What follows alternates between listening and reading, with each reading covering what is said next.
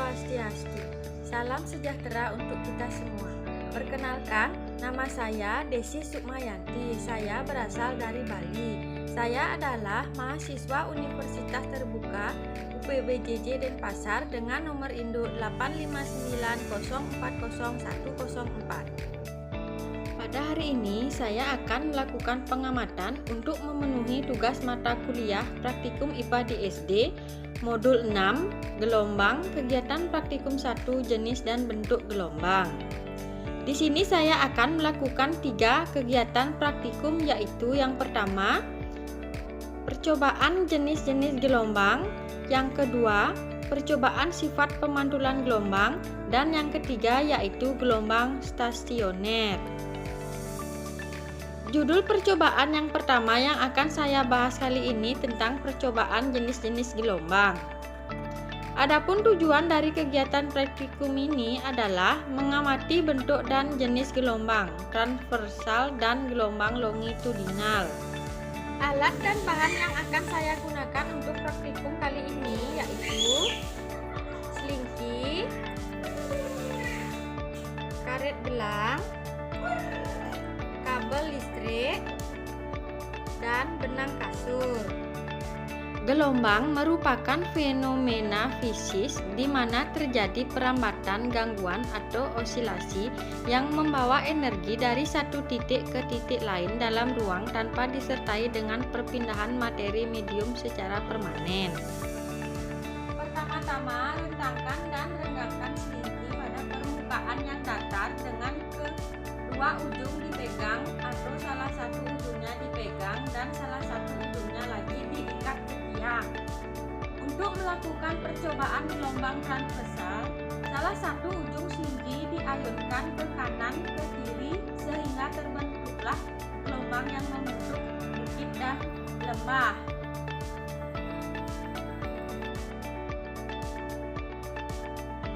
Selanjutnya, untuk melihat gelombang longitudinal, selingki yang telah direnggangkan didorong ke arah depan sehingga terbentuklah rapatan yang merambat atau berjalan. Semakin cepat dorongan yang diberikan, maka akan semakin banyak rapatan yang terlihat. Satu gelombang longitudinal terdiri dari satu rapatan dan satu renggangan.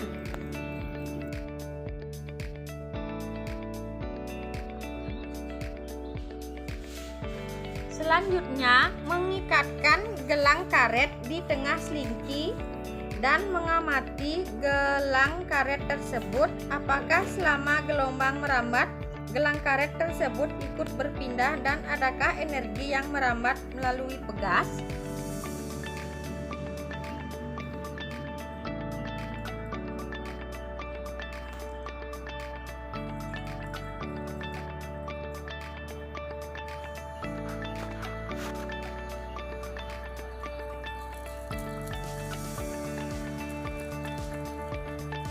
Setelah diamati, ternyata gelang karet tersebut tidak ikut berpindah bersama gelombang. Gelang karet hanya bergerak naik turun atau bolak-balik di tempatnya sesuai arah getar saat gelombang melewatinya. Hal ini menegaskan bahwa yang merambat adalah energi, bukan partikel medium selingki atau gelang karet. Energi merambat melalui pegas dan asalnya adalah usikan atau gaya yang diberikan pada ujung selingki. Selanjutnya, melakukan percobaan kembali dengan menggunakan kabel listrik. Ketika selingki diganti kabel listrik, hasilnya mirip dengan saat menggunakan selingki, namun ada beberapa perbedaan. Contohnya, kabel listrik memiliki massa jenis dan elastisitas yang berbeda dari selingki, sehingga kecepatan rambat gelombang pada kabel listrik bisa lebih cepat ataupun lebih lambat.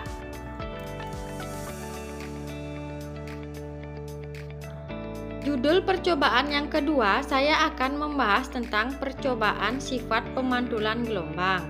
Adapun tujuan dari kegiatan praktikum ini yaitu mengamati sifat pemantulan gelombang. Pemantulan gelombang atau refleksi adalah fenomena perubahan arah rambat gelombang saat mengenai bidang batas antara dua medium yang berbeda atau menumbuk sebuah dinding penghalang. Ketika gelombang mekanik merambat dalam suatu medium dan mencapai ujung batas medium tersebut, energi yang dibawanya tidak serta-merta hilang, melainkan sebagian atau seluruhnya dikembalikan ke dalam medium asalnya. Alat dan bahan yang akan saya gunakan untuk praktikum kali ini yaitu selingki, benang kasur, kerikil, dan bak berisi air. Pada percobaan pertama yaitu kerikil dijatuhkan ke permukaan air dalam bak dan lihat gelombangnya. Dapat kita amati bahwa terbentuk gelombang lingkaran yang merambat ke tepi bak. Saat menyentuh dinding bak, gelombang memantul kembali ke arah tengah. Terjadi pemantulan refleksi gelombang permukaan. Selanjutnya percobaan kedua yaitu selingki dengan ujung terikat atau diikat kuat pada tiang. Kita ikatkan selingki ke tempat yang tidak mudah bergerak. Kemudian tarik selingki dan goyang-goyangkan selingki bisa bergerak bebas.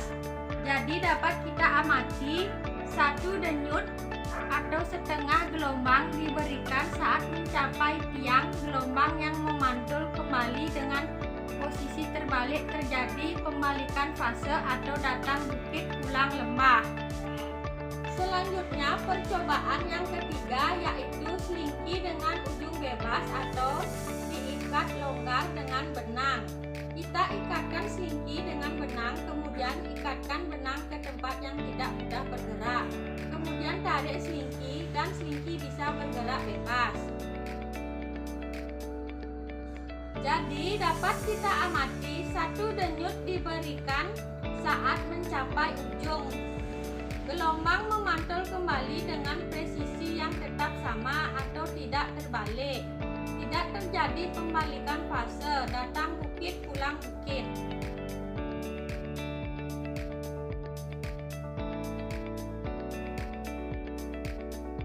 Judul percobaan yang ketiga, saya akan membahas tentang gelombang stasioner.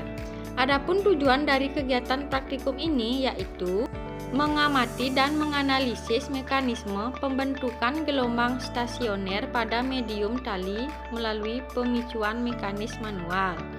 Yang kedua, membedakan secara fisik dan geometris karakteristik spasial antara gelombang stasioner ujung bebas dan ujung terikat. Yang ketiga, mengidentifikasi letak simpul dan perut serta membuktikan ada tidaknya pembalikan fase pada kedua jenis kondisi batas ujung gelombang.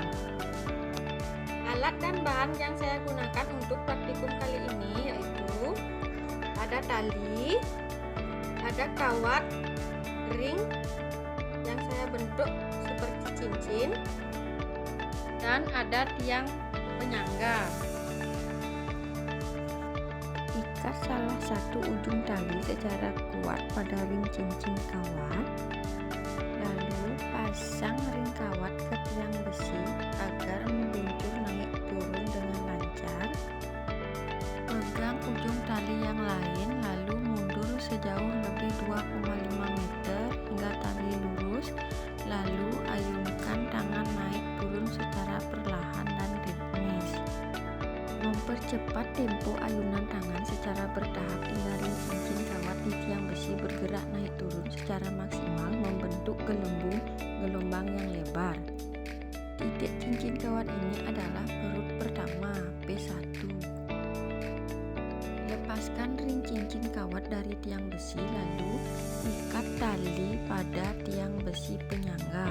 Pastikan ikat sangat kencang sehingga ujung tali di tiang sama sekali tidak bisa bergeser atau bergerak naik turun. Mundur dengan jarak sekitar 2,5 meter. Lalu mengayunkan tangan naik turun secara teratur. Mengamati perbedaannya dengan percobaan yang pertama. Titik tali yang terikat di tiang besi diam tidak bergerak, yang berarti titik penambatan tersebut bertindak sebagai simpul pertama. S1. Sesuaikan tempo ayunan tangan